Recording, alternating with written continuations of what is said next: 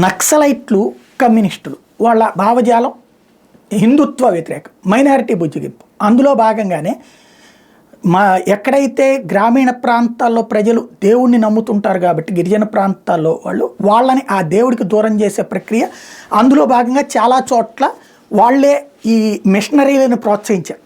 తద్వారా మిషనరీల దగ్గర నుంచి కొంత డబ్బులు సంపాదించుకోవడం, రెండో పక్కన అక్కడ దేవుడికి దూరం అయితే తమ మాట వింటారు అన్నటువంటి రూట్లో సాగుతూ వచ్చారు. ఇప్పుడు ఛత్తీస్గఢ్లో అట్లాంటి ప్రాంతాలని పూర్తి రివర్స్లో తీసుకువెళ్తోంది భారతీయ జనతా పార్టీ ప్రభుత్వం. లేటెస్ట్గా అక్కడ పోలీసులు సుక్మా ప్రాంతంలో సిఆర్పిఎఫ్ 74 కార్ప్స్ హిందూ రామ ఆలయం గతంలో నక్సలైట్ల చేత 2003 నుంచి మూసివేయబడింది. నక్సలైట్లు మూసేసి తాళాలు వేసుకుపోయారు. ఊళ్ళో వాళ్ళందరినీ కూడా అది తెరవద్దని చెప్పారు.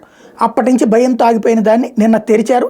20 సంవత్సరాల తర్వాత రామాలయం పునఃప్రారంభమైతే ఆర్పిఎఫ్ జవాన్లతో పాటుగా గ్రామస్తులు కూడా పెద్ద ఎత్తున వచ్చి ప్రార్థనలు చేయడం అన్నటువంటిది దేశంలో జరిగినటువంటి హిందువుల అణచివేతకి సజీవ సాక్ష్యం అవుతుంది.